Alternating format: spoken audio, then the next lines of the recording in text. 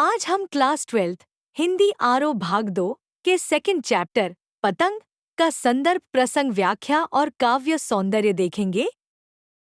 सबसे तेज बौछारें गई भादो गया, सवेरा हुआ, खरगोश की आंखों जैसा लाल सवेरा, शरद आया पुलों को पार करते हुए, अपनी नई चमकीली साइकिल तेज चलाते हुए, घंटी बजाते हुए जोर जोर से चमकीले इशारों से बुलाते हुए, पतंग उड़ाने वाले बच्चों के झुंड को चमकीले इशारों से बुलाते हुए और आकाश को इतना मुलायम बनाते हुए कि पतंग ऊपर उठ सके, दुनिया की सबसे हल्की और रंगीन चीज उड़ सके, दुनिया का सबसे पतला कागज उड़ सके, बांस की सबसे पतली कमानी उड़ सके, कि शुरू हो सके सीटियों, किलकारियों और तितलियों की इतनी नाजुक दुनिया।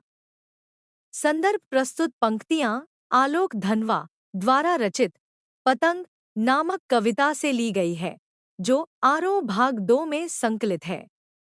इस कविता में कवि ने प्रकृति के परिवर्तन का मनोहारी चित्रण किया है।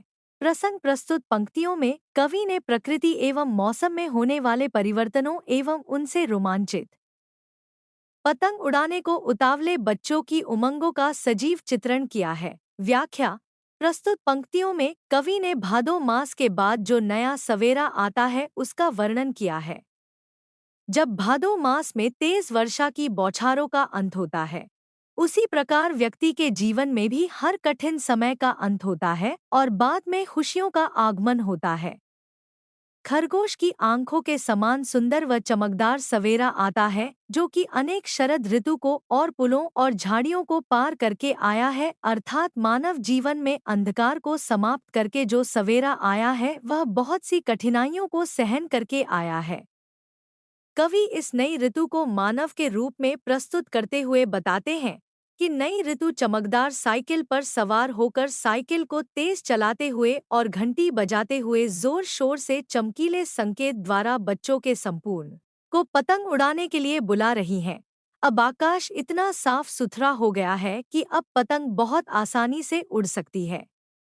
कवि फिर कहता है कि दुनिया का सबसे पतला कागज उड़ सकता है, जो कि बांस की सबसे पतली कमानी से बनी हुई एक पतंग है।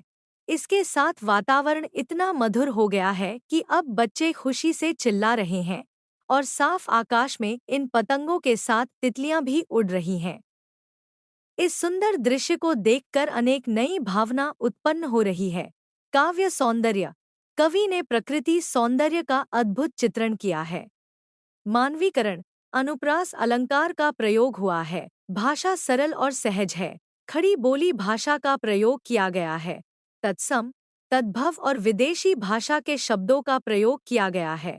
जन्म से ही वे अपने साथ लाते हैं कपास, पृथ्वी घूमती हुई आती है उनके बेचैन पैरों के पास, जब वे दौड़ते हैं बेसूध, छतों को भी नरम बनाते हुए, दिशाओं को मृदंग की तरह बजाते हुए, जब वे पेंग भरते हुए चले आते हैं, डाल की तरह लचीले वेग से अक्सर छतों के खतरनाक किनारों तक उस समय गिरने से बचाता है उन्हें, सिर्फ उनके ही रोमांचित शरीर का संगीत। पतंगों की धड़कती ऊंचाइयां उन्हें थाम लेती हैं, महज एक धागे के सहारे पतंगों के साथ साथ वे भी उड़ रहे हैं अपने रंध्रों के सहारे। प्रसंग इस काव्यांश में कवि बच्चों के कोमल एक उल्लासित मन तथा उनके शरीर में व्याप्त ऊर्जा और उत्साह का वर्णन किया है। व्याख्या कवि ने इन पंक्तियों में बताया है कि छोटे बच्चे जन्म से ही अत्यधिक कोमल होते हैं। जिस प्रकार कपास के फूल होते हैं, धरती बच्चों के पैरों के स्पर्श के लिए बेचैन रही है, जिस प्रकार बच्चे खेलने के लिए बेचैन रहते हैं। जब बच्चे मकानों की छतों को अपने कोमल पैरों से पागलों की तरह दौड़ लगाते हैं, जिससे छतें भी नरम बन जाती है, अर्थात छोटे बच्चे अत्यंत ही कोमल और पापहीन होते हैं। जब कोई व्यक्ति उनके साथ खेलता है तो वह भी बच्चों की तरह बन जाता है। वह अपने सारे दर्द भूलकर उनके साथ खो जाता है। बच्चों की रोने की आवाज चारों दिशाओं में नगाड़ों की तरह जाती है। बच्चों को लचीले पेड़ों पर झूला झुलाया जाता है और बड़े ही प्यार से इधर-उधर बुलाया जाता है ताकि वह सुरक्षित रहे। परंतु बच्चे तो अपनी ही मस्ती में झूले को इधर-उधर तेजी से घुमाते हैं। जब बच्चे पतंग को छतों पर उड़ाते हैं, तो छतों के खतरनाक किनारों तक वह पहुंच जाते हैं। उस समय उन्हें गिरने से सिर्फ उनके शरीर में भरा रोमांचित संगीत ही बचाता है। अर्थात पतंग उड़ाने के रोमांच से वह हर खतरे से बच जाते हैं। पतंगे मात्र एक पतले धागे के सहारे आसमान की ऊंचाइयों तक पहुंच जाती है। पतंगों के साथ साथ बच्चे भी स्वयं को महसूस करते हैं कि वह भी सुराखों के सहारे आसमान की ऊंचाइयों में उड़ रहे हैं। काव्य सौंदर्य मानवीकरण अलंकार का प्रयोग है, खड़ी बोली भाषा का प्रयोग है, बच्चे की बाल क्रियाओं का सुंदर वर्णन किया है, प्रसाद गुण विद्यमान है, भावपूर्ण शैली का प्रयोग हुआ है। अगर वे कभी गिरते हैं छतों के खतरनाक किनारों से और बच जाते हैं, तब तो और भी निडर होकर सुनहले सूरज के सामने आते हैं। पृथ्वी और भी तेज घूमती हुई आती है उनके बेचैन पैरों के पास। प्रसंग इस काव्यांश में कवि बच्चों की साहसिक, अदम्य और महत्वाकांक्षी मनोवृत्तियों को रेखांकित करना चाहता है। व्याख्या कवि कहता है कि यदि वे कभी छतों के खतरनाक किनारों से गिर जाते हैं और बच जाते हैं, तब तो वह और भी साहसी व निडर होकर सुनहरे सूरज के सामने आते हैं।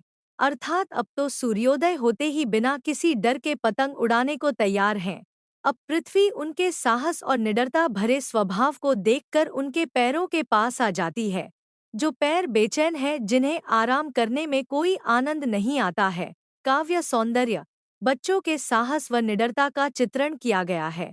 खड़ी बोली भाषा का प्रयोग है, मानवीकरण अलंकार है, मुक्तक छंद है, प्रसाद गुण विद्यमान है। Thank you for watching. Do like, subscribe and share.